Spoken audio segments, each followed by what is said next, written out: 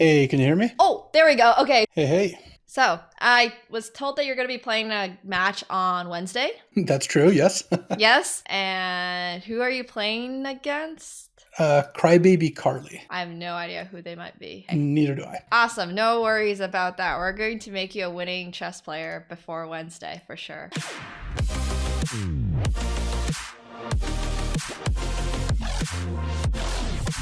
So you mentioned you've played in high school before? Yeah, and I played some games this weekend. And some games this weekend. All right, all right. And how did those go? Okay, not great. I played up against the computer a bunch till it started beating me. And then I played some 5-minute like blitz games against other people, and I went 1-1, and then I had to resign this game. Okay. What's your chess.com username? It's LSV. LSV, right. You mostly play Magic, and I heard you play a lot of Vintage Cube. Yep, those things are both true. How are you enjoying the new cube that's out? Oh, it's been a lot of fun. I played many games. I know like very little about Magic the Gathering, but for some reason I'm just obsessed with Vintage Cube and like the other So cubes you they skipped have. right to the best way to play Magic. Exactly. I mean, just roll a like Black Lotus or something, you know? So you're a white here. This is against a 200. Okay, let's see how you did. It's looking like you understand the opening principle so far, so you know like to control the center. I'm not super familiar with where you are in chess, so I'm not really sure like what to tell you. Oh noes. Yeah. Oh no. So that was a mistake. That was a slight mistake indeed. Did you see that like right after you played it, or did you like only after you took your bishop were you aware that, hey, I lost a bishop here? I saw it pretty close to after when I played it. I mean, something just like chessy is to always be careful of where like you're placing your pieces, so to look for like captures. That's like a big thing in chess. Obviously, the less pieces you lose, the easier it is to win the game. So I understand the games are really quick, but just a quick glance over like, hey, is my bishop safe to put here? If it's not, then we just go on to the next one. Is this safe? Right. That's like a quick way of just building two-step process to find out where you should go. This is good though. You're attacking the bishop, putting a little bit of pressure on that, and you took the knight first with a check, which is good. So you get the bishop back. E7, knight to a3, queen b3. Ooh, okay, that's spicy. You took his queen for free. All right, just once again, on every single move, if you just look for checks and captures, those are like the two main important things to look for on each move, then you would see that this is both a check and a capture, so that would be more valuable, and also it's a checkmate. Oh, there we go. Exactly. So the two very simple set of rules in chess for the opening, first of all, is to control the center, develop your pieces, and get castled. But also, additionally, it'd be good on every single move to look for checks and captures and threats. I understand for shorter time controls, that's super difficult. So this is kind of just like general chess knowledge that if you're able to use, it's great. And once again, this is one of those positions where what is your opponent threatening to capture? They're threatening my queen with their bishop. Right, exactly. But yeah, that's kind of like just how you have to approach thinking. Obviously, I understand these are quite short games, so everyone is throwing pieces around. But the less pieces you throw around and the more pieces of his that you can capture, the easier the game will be for you. I think the part that I get tripped up most is like where to go like after the initial like opening, after the first, I don't know, 4 moves or something. How do you like make something happen, I guess? How do you make something happen? Yeah. Chess is just one of those games where a lot of the time it's about patience and it's about waiting for your opponent to make mistakes. And the more comfortable of a middle game that you get into, the less comfortable your opponent should be. And he's going to start putting pieces in awkward places or potentially lose their pieces because they're not sure where their pieces are gonna go. So it's all kind of like a little bit of a chain effect when it comes to chess. So I like bishop takes h3. This is good. You're weakening his pawn structure. So yeah, these pawns are just awful, right? They're double pawns, which basically, you know, 2 pawns on the same line almost is just 1 pawn, and he now cannot castle on the king side. King safety is a huge thing, of course, in chess, and he theoretically should not be castling on the king side, but we'll see what happens. I really like rook takes e4. It shows aggression, but it is a little bit early. Did you see the bishop on g2? No, this is the part where I feel like it went off the rails. Okay, I think this just goes back a little bit to what we were talking about for your previous game. Hey, if I want to take this piece, are they able to capture me back? I'm not expecting you to look at every capture, by the way. I'm just saying for moments when you want to attack and you think your opponent has free material, you just want to do a quick check. Like, this looks like a pawn I can capture. This is also a pawn I can capture. I can capture this one. I can capture this one. No, obviously these are kind of useless, so we disregard these. But we still have the 2 pawns in the middle of the board that we can capture. So what if I captured the free pawn on d4? Didn't really have much of a follow-up to that. Right.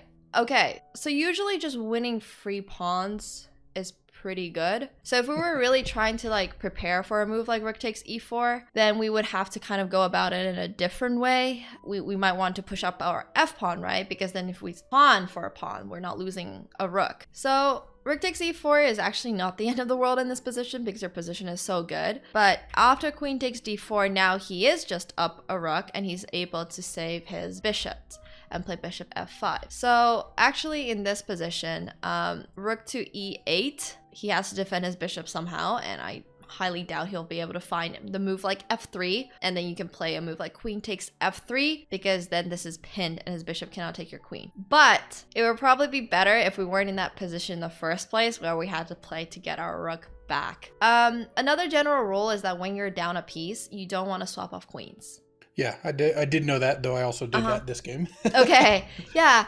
I mean, chess is really just a bunch of like learning about the basic ideas and then applying them as well as you possibly can to the game. So queen takes c4, this is not great. We're down a whole rook. That's quite unfortunate. He's gonna try to trade off pieces, and we definitely do not want to be trading off the pieces when we are down material. Yeah. The opening looked great. The opening looked absolutely fantastic. The only thing that we really needed to better in the middle game was to not lose the rook and just go for the free material when there is free material. Okay, yeah, so you should be able to go to chess.com/live, and I'll take black first, and you just play whatever you're comfortable playing. He's a d4 player.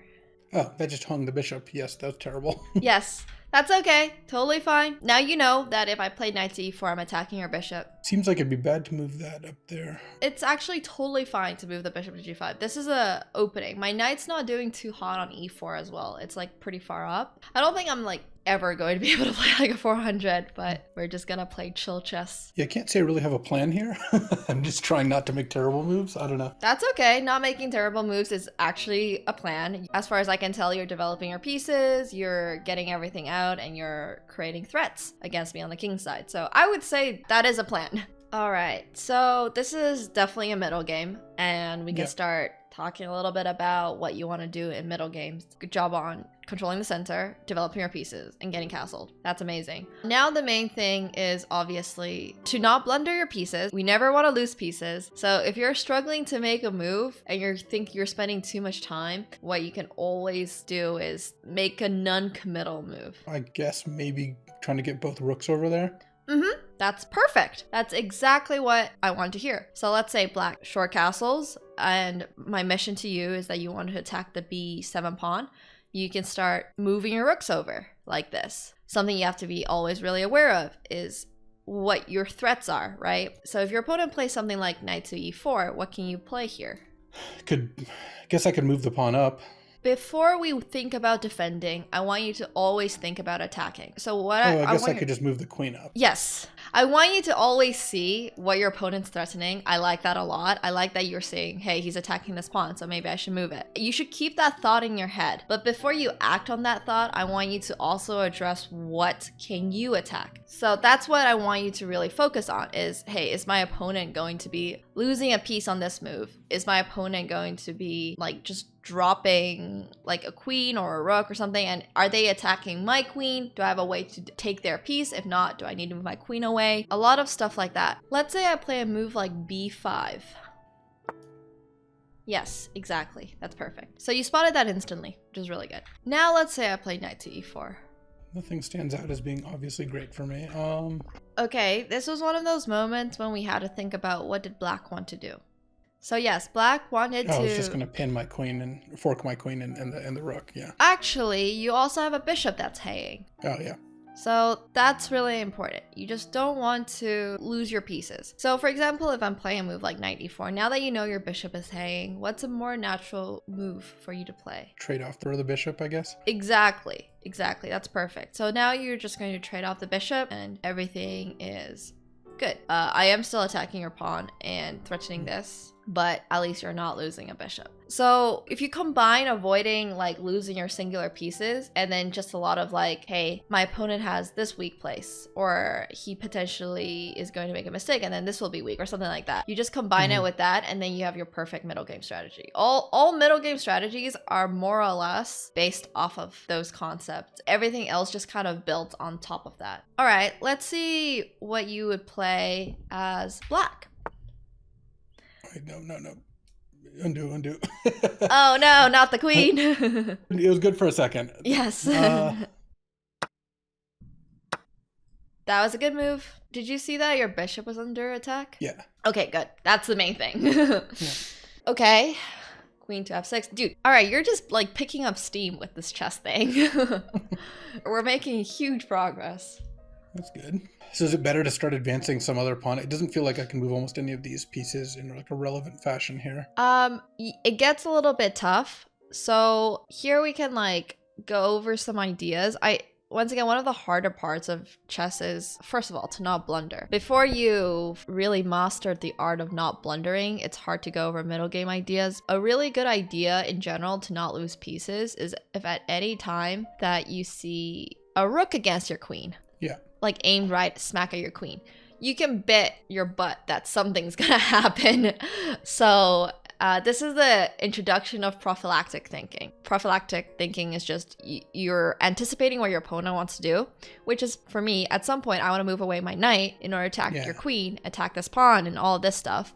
Obviously, I'm still pinned. But you can still move your queen and not like have to deal with any of that. And that's really important in chess too. So a really good move here would be to go to g6, for example. Kind of pressures the middle. Exactly. And you are getting out of the way of also this nasty fork on e4. Nothing seems to stand out to me as something that's like progressing my game state here.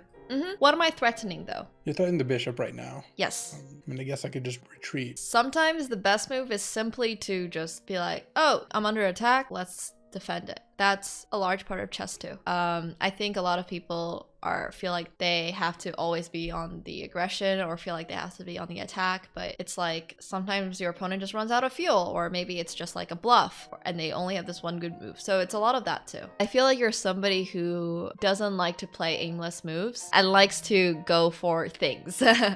Yes. I understand that mindset very much. So the best thing to do when you feel like you're stuck is to try to identify your opponent's weakness. I know I tell people to just go attack your opponent's weaknesses, but you might be like, how do I even find my opponent's weaknesses? So some of the best ways to identify your opponent's weaknesses is to look at what you're already threatening. You have a bishop on this diagonal. It is attacking a pawn on e3. A one-move threat in this position could quite literally be queen to h6, attacking the pawn on e3. If your opponent sees it, he sees it. He might see it and play rook to e1. But that's okay. You haven't weakened your position in any way. You've just moved your queen over to h6. We don't have to get super far into these. I just want to get into these like middle game positions so you understand like what you're trying to do. Chess is just not easy, unfortunately. All right, let's set up one more position. Uh-oh, SpaghettiOs. That is not such a good move. Tactics is hard, it's fine, but what is black's move here? Yeah, I mean, if you take my knight and then I can't move my rook, or your queen just takes my queen. That actually is not that bad, because if I take your knight, you can take my queen first. Oh, okay. But, oh, actually, you're fine. Sorry, my bad. You're fine. You have knight takes f6 check. So yeah, just be very careful about what can capture back your pieces. If I played queen takes d1, you go rook takes d1, I would have won your knight.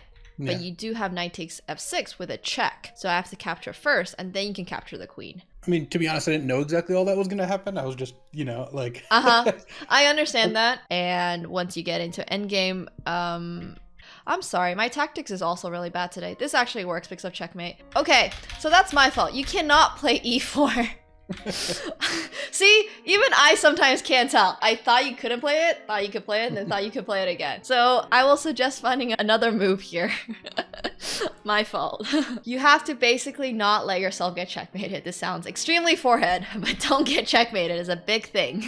If you follow that advice, you'll win most all your games. Yeah, for sure. Honestly, I do a very poor job of that. I play 1 minute chess for the most part, and I'm very close to getting checkmated, but I'm able to play faster than my opponent. So my advice to my channel is most of the time just play fast. But don't do that. Don't follow that advice. No, I like playing fast. That's the thing I enjoy most. So Okay, that's good. So just remember, if you like playing fast, then you should be good. I know time is like a big worry, so it's just like on those critical moves, spend that extra 10 seconds or something to identify if you're able to take their piece, identify, hey, this feels a little bit dangerous, is anything under attack. Spend that extra 10 seconds each time, and the less pieces you lose, the better your games will be. I really appreciate you taking the time. This was super helpful. Oh, no worries at all. I really hope it was. And if you want a lesson tomorrow or anything, let me know. I know it's on Wednesday, so yeah, I'm gonna play some more games of chess here on stream and then see how I feel. But I really do appreciate it, and I'll certainly let you know. Okay, sounds great. Thanks so much for joining, and best of luck as well for your games. I hope they go well. Yeah, oh, me too. Good luck in the poker. Thanks. Take care. Bye. Have a good one.